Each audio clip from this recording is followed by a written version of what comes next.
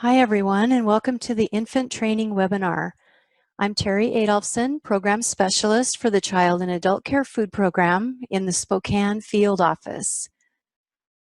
All infant forms that we will be using today are listed on the CACFP webpage under Program Materials and Forms. This training is for those of you currently serving infants or those of you who wish to do so. This training was presented all over the state in person last year. This will be a refresher for those of you who are attending this training. The purpose of the training is to identify the infant meal pattern, understanding creditable infant meals versus non-creditable meals, know how to document infant meals, and to determine when a meal can be claimed or not. The new CACFP infant meal pattern is based on the recommendations from the National Academy of Medicine, the American Academy of Pediatrics, and public comment. The meal pattern supports breastfeeding, increases the consumption of fruits and vegetables, and decreases the amount of added sugars and sodium.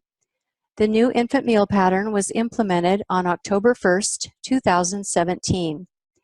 Infants have unique nutritional and developmental needs and therefore have a separate meal pattern. Let's begin looking at the infant meal pattern by exploring the age groups. The infant meal pattern with the previous meal pattern had the age groups in 3 groups: birth through 3 months, 4 to 7 months, and 8 to 11 months. With the updated meal pattern, we now have only 2 age groups: birth through 5 months and 6 to 11 months. The reason for the change is to exclusively encourage breastfeeding for the first 6 months of life, and having 2 age groups is also consistent with the American Academy of Pediatrics, and it also is aligned with Women, Infants, and Children's, the WIC program, and it is more simplistic. The first component we're going to talk about today is breast milk. Breast milk is creditable when it has been expressed and fed to the infant by the center, teacher, or the assistant. With the implementation of the new infant meal pattern, Mom can come to the center and breastfeed on site, and it's now considered a reimbursable meal or snack. Infants that are not being breastfed will be receiving infant formula. The formula must be iron fortified and offered to the infant in the full minimum portion. The infant's healthcare provider and primary caregiver will have decided on which formula is best for the infant. Most iron-fortified infant formulas made in the United States are approved. The formula must be regulated by the Food and Drug Administration. Some formulas have added DHA, which is an omega-3 fatty acid, and contributes to healthy brain development and is permitted by the FDA. Each center claiming infant meals must offer at least one type of iron-fortified infant formula. The formula offered must be regulated by the FDA. So for an example, your center has decided that you will provide Kirkland Signature Brand Iron Fortified Infant Formula. The parent can select your offered brand or they can supply their own brand. Centers can still receive reimbursement for meals served to the infant when the parent provides the formula, but the parent can provide only one component, and we'll be discussing this in a later slide. There are also exempt formulas. When parents indicate they will provide a specialized or an exempt formula not meeting the CACFP requirements, they must provide a signed medical statement supporting the use of the formula. A diagnosis or medical condition must be identified and authorized with the signature of a state-licensed healthcare professional on the medical statement. Some examples of an exempt formula are Nutramigen, Progrestimil, Alimentum, NeoSure, and Infacare. This is not an exclusive list. If you do have a question about an exempt formula, please look at the website on the bottom of the screen. And this was last updated in December of 2017. If you do have questions, please contact your program specialist. On the screen is the new infant meal pattern. So you can see that we have birth through 5 months, or birth through the end of the 5th month, and then 6 months through the end of the 11th month. Let's start with the birth through 5-month-old groups. Okay, so required at all meals and snacks, 4 to 6 ounces of iron-fortified infant formula and or breast milk. The minimum portion of formula that can be offered to all infants in this age group is a minimum of 4 ounces. Some breastfed babies regularly consume less than the required amount of breast milk per feeding. A serving of less than the minimum amount can be offered to any age infant as long as additional breast milk is offered if the infant is still hungry. Breast milk is the only component that can be offered in less than the minimum portion and still be claimed. Moving on to the 6 to 11-month-olds, this is listed in the far right column of your chart. We're going to go into each meal in detail. So let's start by looking at the iron-fortified infant formula and or breast milk. The portion size is different for breakfast, lunch, and snack, and supper. So let's look at the first part of the chart. 6 through 11 months old, the first part of the chart is breakfast, lunch, and snack, or I'm sorry, breakfast, lunch, and supper. So 6 to 8 fluid ounces of breast milk is required for breakfast, lunch, and supper. For snack, the minimum portion of breast milk or formula that can be offered is 2 ounces.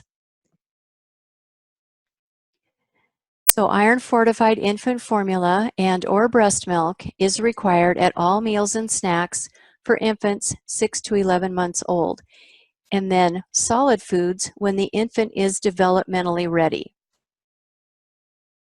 Serving sizes are listed as 0 to 2 ounces or tablespoons, or 0 to 4 ounces or tablespoons.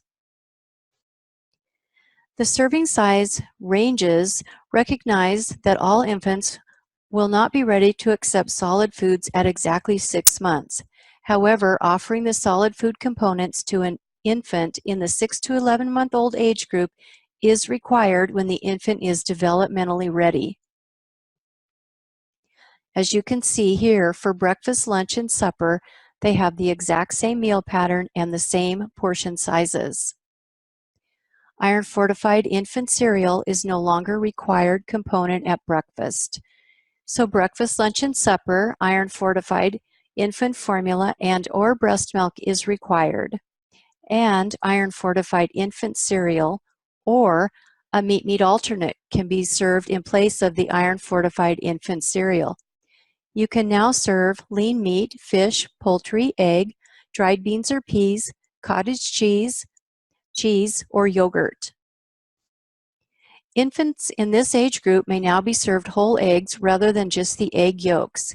The American Academy of Pediatrics noted there was no convincing evidence that the protein in egg whites could cause early allergic reaction.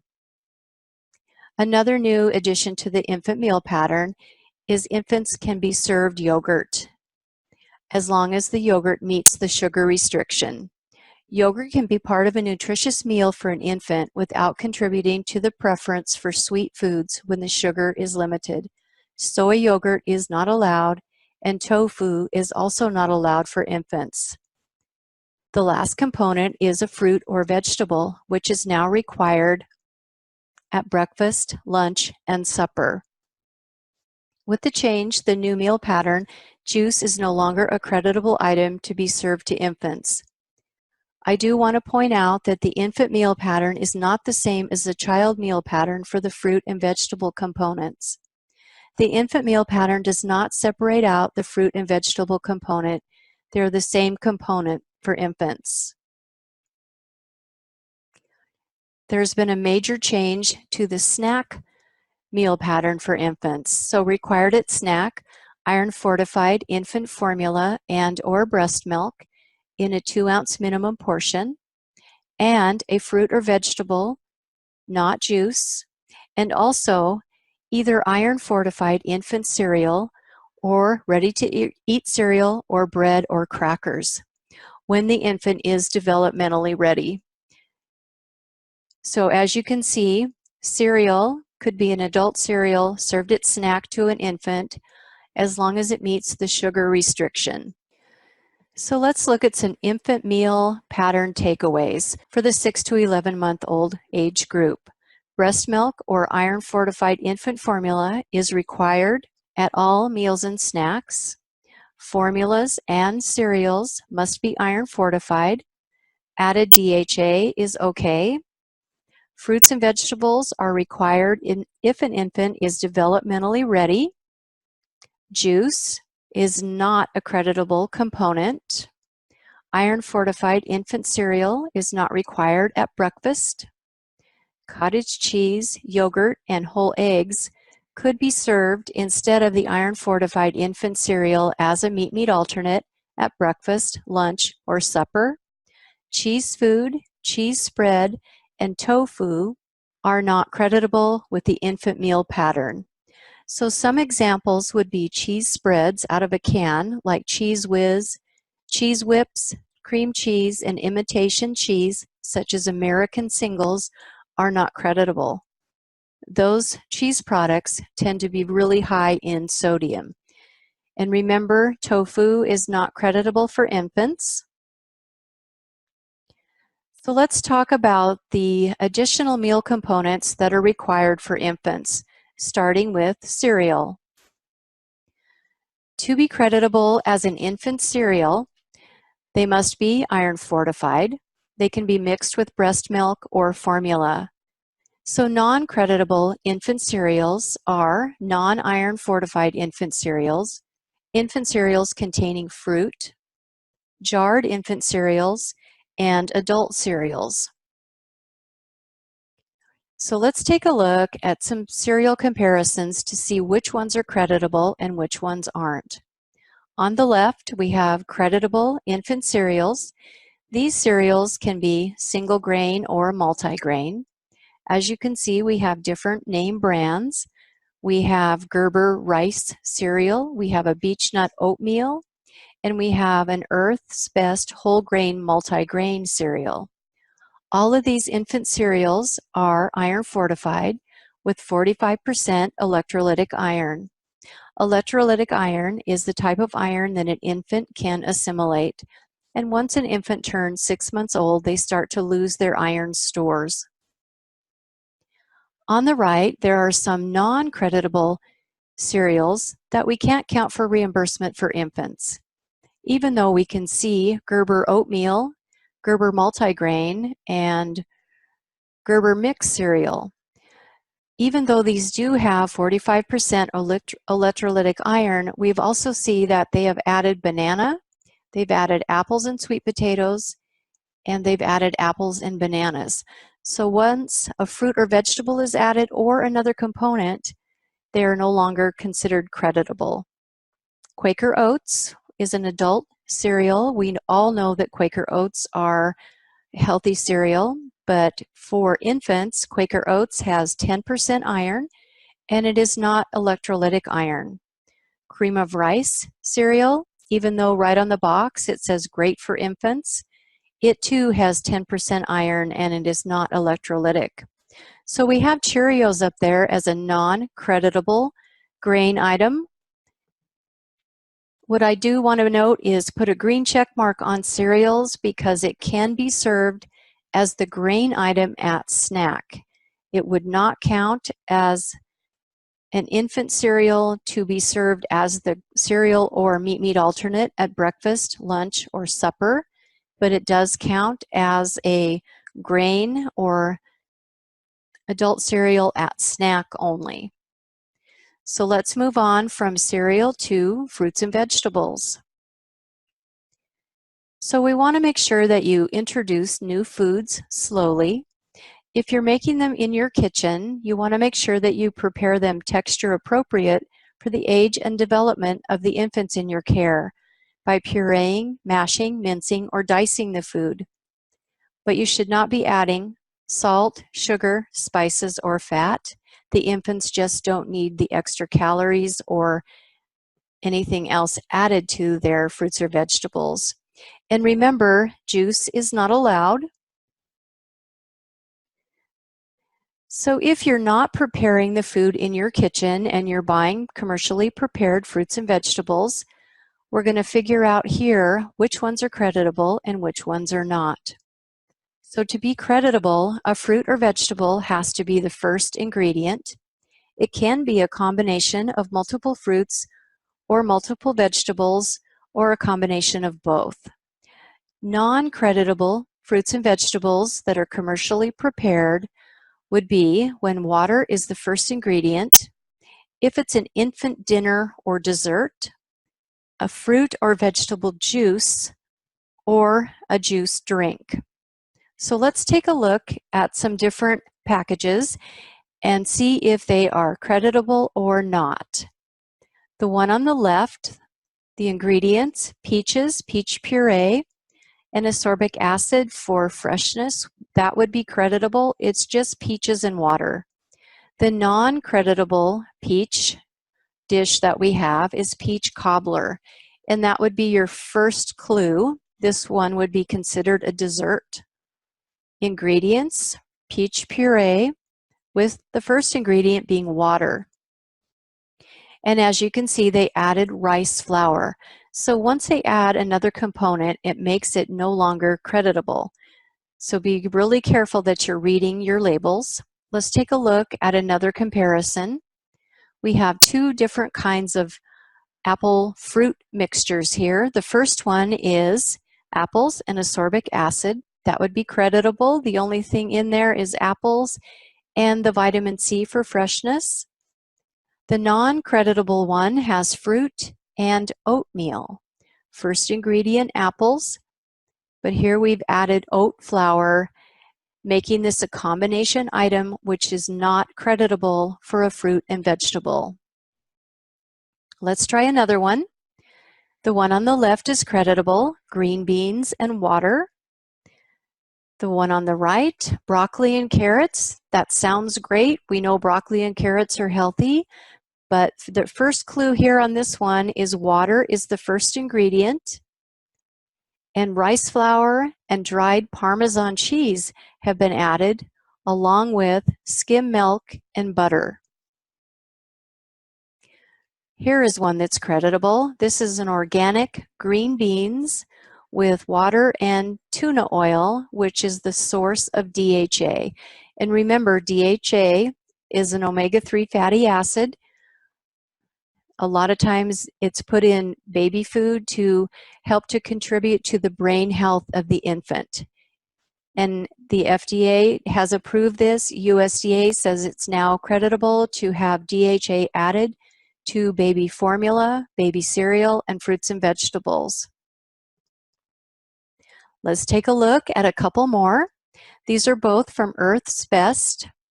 We have garden vegetables and we have summer vegetable dinner. So on the left, this is a combination vegetable. We have organic carrots, organic potatoes, water, organic corn, and organic green beans. So it's all vegetables and water, so that would be creditable. The non-creditable, the first clue is just looking at the very front. It says dinner. Next, the first ingredient is water. So we know that it's not creditable with the first ingredient being water, and they've also added canola oil.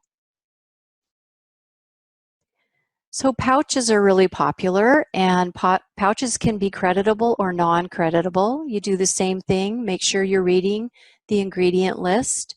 The one on the left has organic apples, organic zucchini, organic spinach, organic strawberries, and vitamin C. So yes, that one is creditable. So let's take a look at the non-creditable pouch. We have organic pears, organic pear juice. First ingredient, water, organic pear juice concentrate, organic peach puree, and then they've added organic whole grain oat flour, making this not creditable. Fruities. Fruities can be creditable as well. The one on the left is creditable with bananas, pear puree concentrate, water, and sweet potatoes with lemon juice concentrate. So that one is creditable. Let's take a look at the fruit blends that is not creditable. First ingredient, apple puree with water being the first ingredient, sweet potatoes, water, raisins, whole grain oat flour, whole wheat flour, making this non-creditable. So moving on to meat alternates. So commercially prepared meat alternates, we want to make sure that you're looking at the label for these as well. So we want to see plain baby food meats, including beef, chicken, turkey, lamb, veal, and pork. Remember, whole eggs are also creditable as a meat alternate, and yogurt, as long as it has less than 23 grams of sugar per 6 ounces, and soy yogurt is not creditable. So not creditable, we have the combination dinners, meat sticks, breaded battered seafood or canned fish with bones, nuts, seeds, and nut seed butters, tofu, and soy yogurt. Let's take a look at some comparison packages. The one on the left is creditable. This is a little 2.5 ounce jar of ground chicken, water, and then cornstarch is added for stability, making this creditable. Let's look at the one that's not creditable, chicken and rice. So again, that's a combination. So we know just by looking at the name of the item, we know it's not creditable. But look at the first ingredient, carrots. So with carrots being the first ingredient for a meat alternate, it's not creditable. And they've added brown rice flour and canola oil. Let's take a look at another comparison. The one on the left is creditable, finely ground turkey and turkey broth. The one on the right is not creditable, ingredients, apples, water, and finely ground chicken. So it's a combination again, apples and chicken, making this not creditable. Moving on to grains. So to be creditable for a grain item at snack, so remember, a grain item is not required for breakfast, lunch, or supper. It is not part of the meal pattern, but it is for snacks. So to be a creditable grain at snack, you can serve breads that are plain, white, whole wheat, French, Italian, or other breads. You can serve biscuits, English muffins, pita bread, crackers, saltine crackers or snack crackers, rolls, soft tortillas, and infant puffs. Some non-creditable grains would be donuts, cakes, brownies. These are the same as for the older children. These are grain-based desserts and are not allowed in the infant meal pattern. The infants do not need the added calories or sugar. Also not creditable for snacks, waffles, pancakes, hard pretzels, tortilla chips, granola bars, some ready-to-eat cereals that have nuts, seed, or hard grain pieces. We want to be really careful with choking hazards for infants. So with the infant meal pattern, providing food components, this is really important. So for any meal or snack, a parent or guardian can provide only one food component.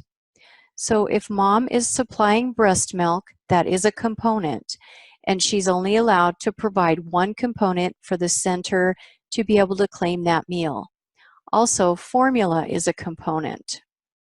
So if you've offered Kirkland brand signature iron fortified infant formula and your parent has decided that they don't want the formula type that you're offering and they want to supply their own formula, such as Similac Sensitive, that's one component, and the center must offer all remaining components. And the reason for this is to maintain the integrity of the CACFP and to ensure that the child care settings are not requiring parents and guardians to provide the meal components for the infants. So let's take a look at some scenarios to decide if a meal could be claimed or not. So here we have a 3-month-old infant drinking formula, and the parents providing the formula. The center isn't providing any components because the infant is 3 months old and only drinking formula. Can this meal be claimed? Think about this one just for a second to yourself. So do you think this meal could be claimed? It can. Even though the center is not providing any components, the parent is still only providing one component, and you, the center, have offered to supply the formula, but the parent has chosen to provide their own. So let's look at a different scenario. This is Test Your Knowledge number 2. In this scenario, we have a 6-month-old infant drinking breast milk and eating pureed vegetables and infant cereal. The parent is providing the breast milk and the pureed vegetables. You, the center, you're providing the rice cereal. Can this meal be claimed? Let's take a minute to think about this one. So the answer is no, you cannot claim this meal because the parent is providing more than one component. Let's take another Test Your Knowledge number 3. In this scenario, we have an 11-month-old drinking formula and eating table foods. The parents are providing jarred baby food and fresh fruits and vegetables. The center is providing the iron-fortified infant formula. Do you think this meal can be claimed? Let's take a minute and think about this one. So again, no. The center is only providing one component. They have to supply all components other than just the one component the parent is providing. So we have one more. This is Test Your Knowledge number 4. We have an 11-month-old drinking an exempt formula and eating table foods. The parent is providing the exempt formula and fruits and vegetables, and the center, you're providing the iron-fortified infant cereal. Now this is kind of tricky. Can this meal be claimed? Let's take a minute to think about this one. So the answer to this one is yes.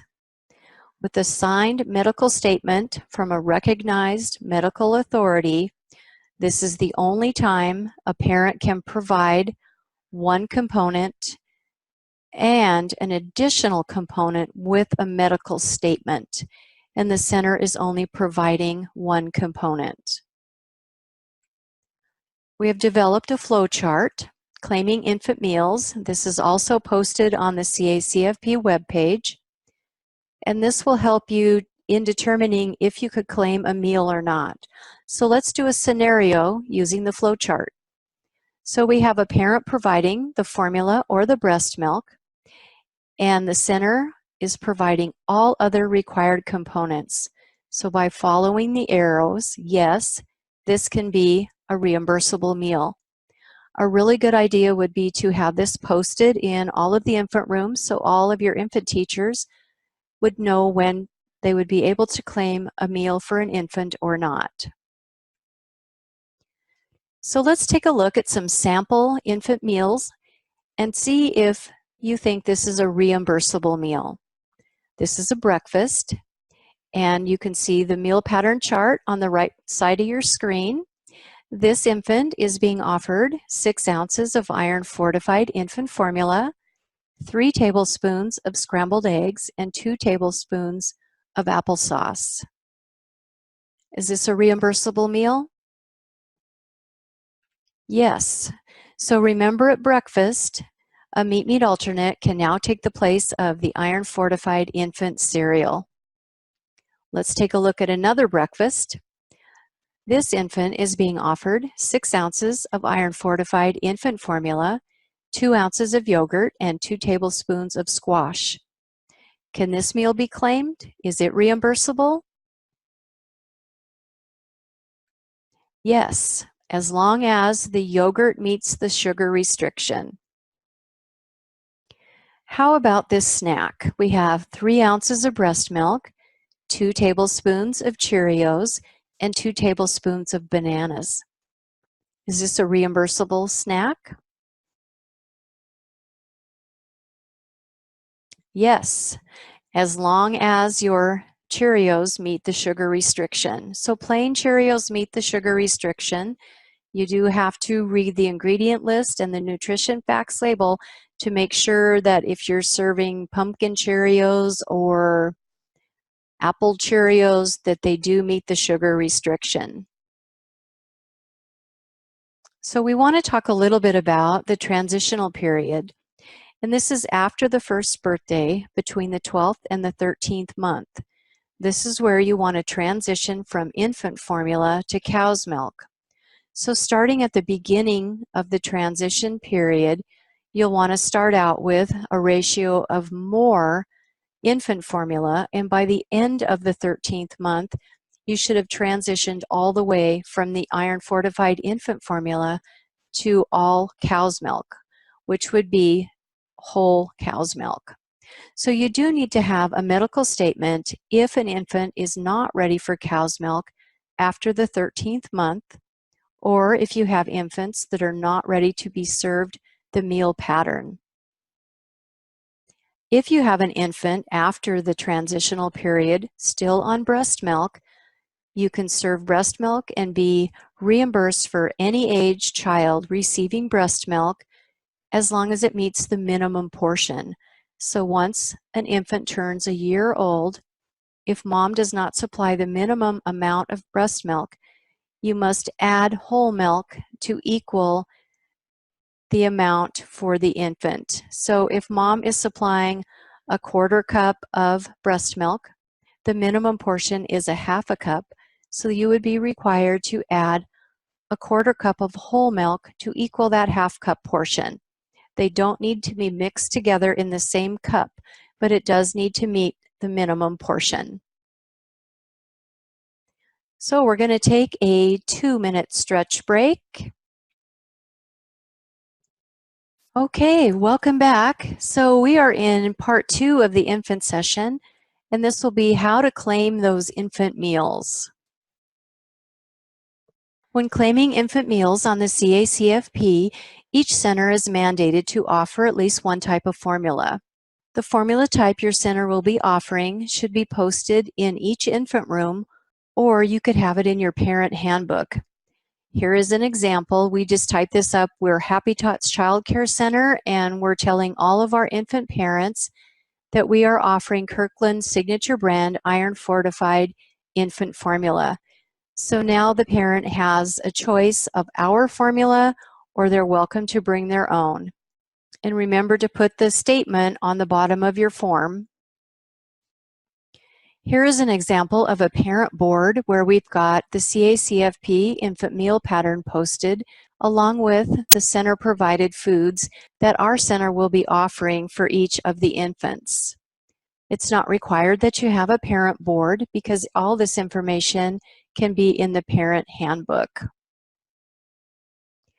So if you are claiming infant meals during a CACFP review, the OSPI reviewer would be verifying these items are purchased and available by verifying receipts and invoices. We would also be looking at in your infant room, in your infant refrigerator or your cupboard to make sure that you have creditable jars of infant baby food or your cereals are meeting the sugar restriction for your grain items. Each infant should have a CACFP infant meal form on file. This is how reviewers can tell if an infant is developmentally ready for each component. The CACFP infant meal form will take the place of the infant formula offer form previously used. This form must be completed for each infant to include the infant's full name, birth date, and formula type. So here is where we will know if an infant is developmentally ready. The infant meal form also has the infant meal pattern as well as instructions on how to complete the form. So we have a new CACFP infant meal form developed starting this fiscal year. This just gives us a little bit more information. So let's go through the infant meal form together. So this form should have the infant's full name, date of birth, the formula type that your center offers, the date the infant was enrolled, and the formula type the infant is drinking right now. So here we put NA because Levi is drinking breast milk. So down at the bottom in the chart, we want to check breast milk, developmentally ready, and parent supplies. Then we're going to put the date the infant started, and the staff person filling out the form should be putting their initials. So this form is not for the parent to fill out, but rather the staff. So here we can tell iron fortified infant cereal, and we made some notes here. Ready for iron fortified infant cereal at meals only, starting on July 2nd, 2018, and initialed by the staff. So in looking at this form on July 2nd, we can tell that Levi is drinking breast milk and eating iron fortified infant cereal at meals only.